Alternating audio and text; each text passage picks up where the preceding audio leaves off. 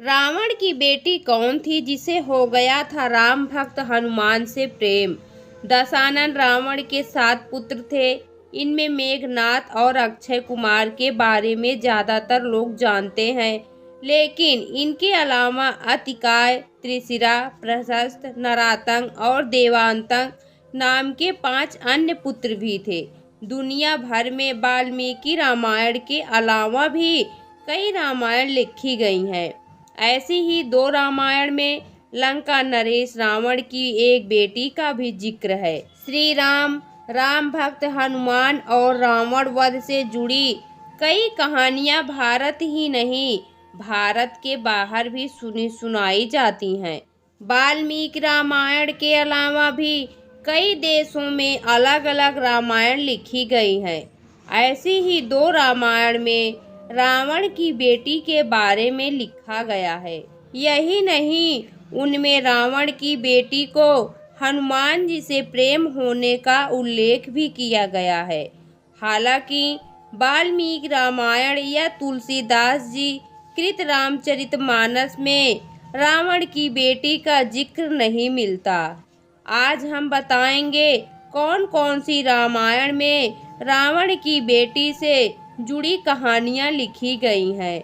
वाल्मीकि रामायण के बाद दक्षिण भारत ही नहीं, कई देशों में रामायण को अपने अपने तरीके से लिखा गया। इनमें से ज्यादातर रामायण में श्री राम के साथ ही रावण को भी काफी महत्व दिया गया। इसलिए श्रीलंका, इंडोनेशिया, मलेशिया, माली, थाईलैंड और कंबोडिया में रावण को भी पूरी अहमियत दी जाती है। रावण की बेटी का उल्लेख भी थाईलैंड की रामकीय रामायण और कंबोडिया की रामकीय रामायण में किया गया है। रावण के 3 पत्नियों से 7 बेटे थे। इनमें पहली पत्नी मंदोदरी से 2 बेटे मेघनाथ और अक्षय कुमार थे। वहीं दूसरी पत्नी धन्यमालिनी से अतिकाय और त्रिशिरा नाम के 2 बेटे थे। तीसरी पत्नी से प्रहस्त, नरातंग और देवांतंग नाम के 3 बेटे थे। दोनों रामायण में बताया गया है कि 7 बेटों के अलावा रावण की एक बेटी भी थी, जिसका नाम स्वर्णमछा या स्वर्णमत्स्या था। कहा जाता है कि स्वर्णमत्स्या देखने में बहुत सुंदर थी। उसे स्वर्ण जलपरी भी कहा जाता है। दशानन रावण की बेटी स्वर्णमत्स्या का शरीर सोने की तरह दमकता था, इसलिए उनको स्वर्णमछा भी कहा जाता है। इसका शाब्दिक अर्थ होता है सोने की मछली। इसलिए थाईलैंड और कंबोडिया में सुनहरी मछली को ठीक उसी तरह से पूजा जाता है जैसे चीन में ड्रैगन की पूजा होती है। रामायण के बाद 10वीं शताब्दी में कंबन ने रामायण महाकाव्य लिखा, जो दक्षिण में बहुत अधिक लोकप्रिय हुआ।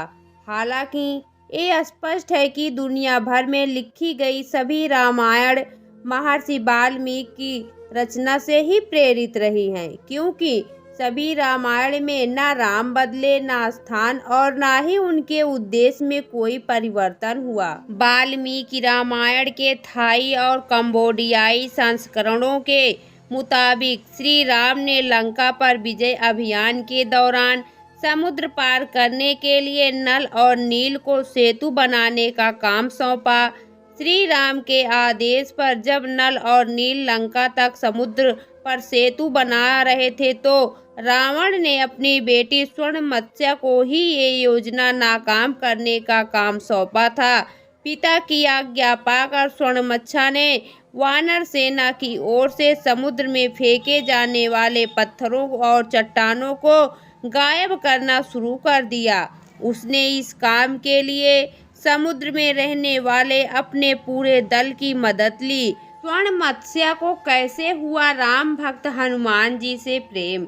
रामकीय और रामकीय रामायण में लिखा गया है कि जब वानर सेना की ओर से डाले जाने वाले पत्थर गायब होने लगे, तो हनुमान जी ने समुद्र में उतर कर देखा कि आखिर ये चट्टानें जा कहाँ रही हैं। उन्होंने देखा कि पानी के अंदर रहने वाले लोग पत्थर और चट्टानें उठाकर कहीं और ले जा रहे हैं।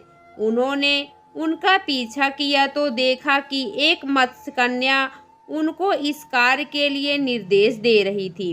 कथा में कहा गया है कि स्वर्ण मत्स्य ने जैसे ही हनुमान जी को देखा उनसे प्रेम हो गया। हनुमान जी उसके मन की स्थिति भांप लेते हैं और समुद्र तल पर ले जाकर पूछते हैं कि आप कौन हैं देवी। वह बताती है कि मैं रावण की बेटी हूँ। हनुमान जी के समझाने पर स्वर्ण मत्स्या सभी चट्टानें लौटा देती है और राम सेतु के निर्माण का कार्य पूरा हो पाता है। तो दोस्तों, आपको यह पौराणिक कथा कैसी लगी कमेंट बॉक्स में ज़रूर बताएं। वीडियो को लाइक करें, शेयर करें और हमारे चैनल को सब्सक्राइब करना न भूलें। वीडियो देखने के लिए आपका बहुत बहुत धन्यवाद।